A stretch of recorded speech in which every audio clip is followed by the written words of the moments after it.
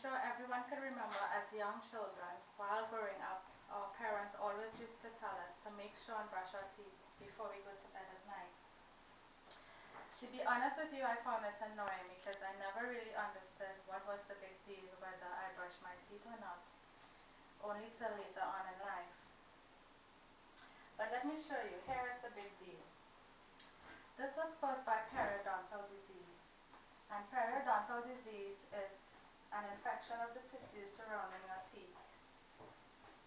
There are two stages actually, of perio disease. And the first one is gingivitis.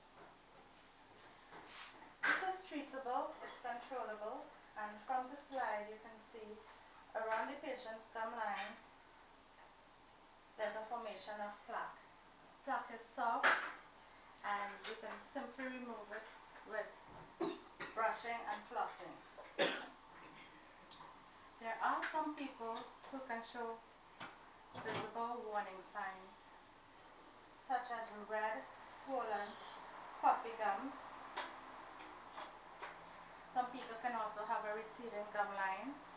They can have sensitivity to hot and cold, or they can have something which is called an off bite. If you bring your teeth together, if they don't touch at the same time, you can have what is called that off bite, and you will need to see a dentist to have it corrected.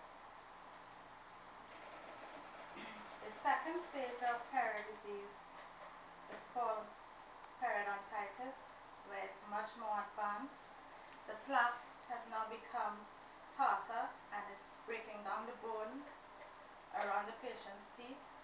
Once this has been removed, you can have tooth loss, or most likely the dentist will have to remove most of your teeth.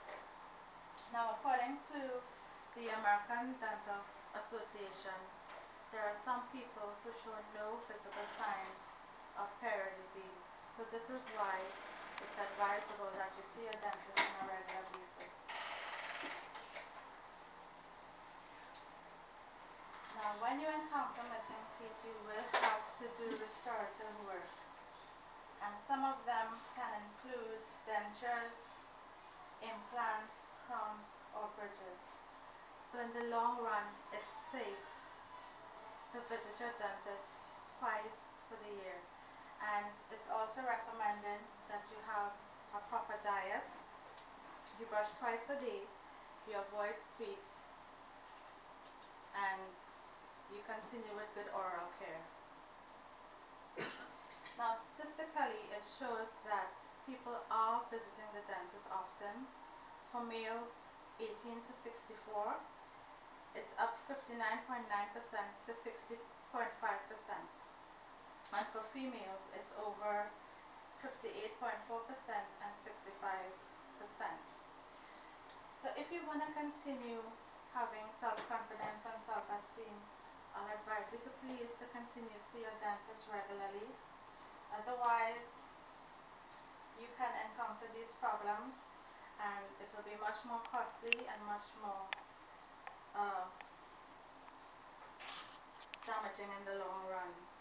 So, on a final note, you can always do research on Oral-B website, and they tell us that to prevent periodontal disease, you have to follow good, proper oral hygiene techniques. So I hope that you guys follow the advice, and if anyone has any questions concerning perio disease or periodontal disease. I have a question. Sure. My dentist always tells me that I need to floss. And does that help with periodontal disease? Yes, it does. It will remove any bacteria that's in between your teeth if you have not brushed properly. What about your tongue? Yes.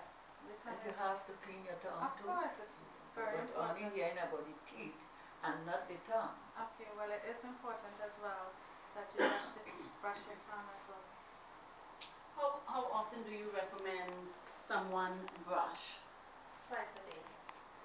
Twice a day. Yeah. What happened after every meal?